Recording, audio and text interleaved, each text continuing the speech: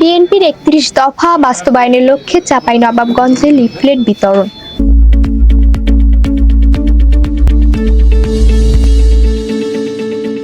বাংলাদেশ জাতীয়তাবাদী দল বিএনপি ঘোষিত ৩১ দফা কর্মসূচি বাস্তবায়নের লক্ষ্যে চাঁপাইনবাবগঞ্জ সদর উপজেলার গৌরাতলা ইউনিয়নে লিফলেট বিতরণ করা হয়েছে।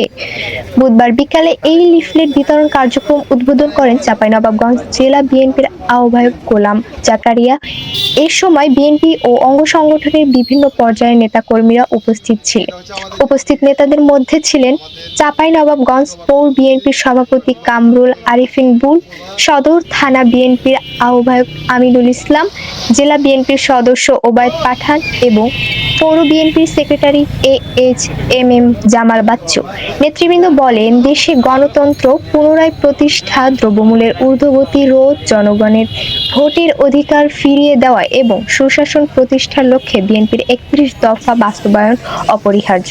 সাধারণ মানুষের হাতে লিফলেট পৌঁছে দিয়ে তারা জনগণকে চলমান আন্দোলনে শামিল হওয়ার আহ্বান জানান। ASP news desk. ASP নিউজের সাথে থাকার জন্য ধন্যবাদ। সাবস্ক্রাইব করে সাথে থাকুন।